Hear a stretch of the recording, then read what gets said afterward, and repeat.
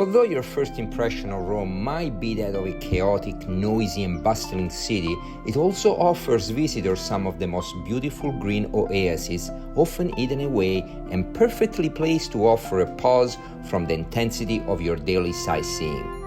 In this itinerary, I have included a garden that's centrally located, yet tucked away from the usual tourist path. In other words, you need to know it exists or you probably wouldn't just stumble upon it. It is called the Giardino degli Aranci, or the Orange Garden. As you enter, you are immediately embraced by silence and one of the most spectacular views of Rome, including that of the beautiful St. Peter's Dome. But if you're like me, your enjoyment of this serene piece of paradise might deepen when you discover the history behind how this garden came to be associated with oranges. So, just adjacent to this garden stands a 5th century church, the Basilica of Santa Sabina, and its annexed Dominican convent.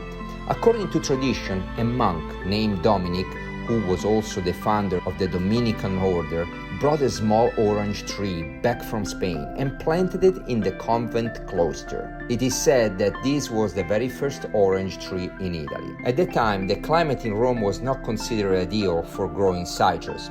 Yet, this fragile plant not only survived, it thrived. It blossomed and it bore fruit, becoming a symbol of spiritual vitality, perseverance, and faith. And over time, it came to be regarded as miraculous. In fact, having been able to survive against all odds and showing sign of uniqueness, like blossoming in off seasons, it happened that one particularly cold and snowy winter reportedly destroyed many trees in that area. But not this orange tree. Citrus plants are famously sensitive to cold, and yet this one endured, and some even claim it bore fruit during that winter. The tree became so admired and venerated that it was treated almost like a relic, visited by popes, saints, and religious figures. And guess what? You can still see it today, or at least its descendant. The original tree no longer survives, but a new one believed to have grown from the same lineage continues to flourish in the convent's garden. While the garden itself is not open to the public, you can see the tree through a small circular window in the outer wall of the convent.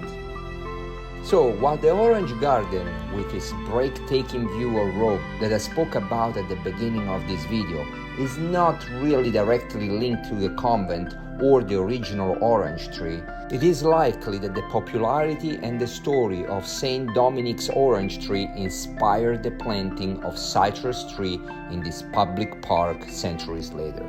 By the way, if I were you, I would take a few extra minutes to walk over to the adjacent church and Dominican convent, not only to admire and take a peek at the famous miraculous orange tree, but also to admire this extremely old church, the Basilica of Santa Sabina.